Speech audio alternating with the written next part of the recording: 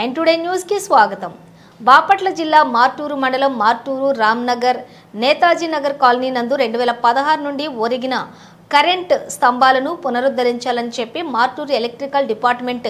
ఏఈని కోరినప్పటికీ 8 సంవత్సరాలుగా మేల్కొని 30/5/2024 గురువారం రోజు కొత్త కరెంట్ పోల్స్ నిర్మిస్తున్న Martur electrical department AE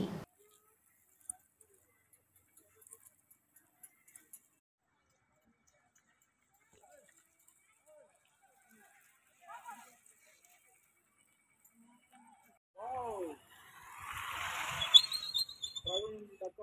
వెలుగురు good bowling Dasu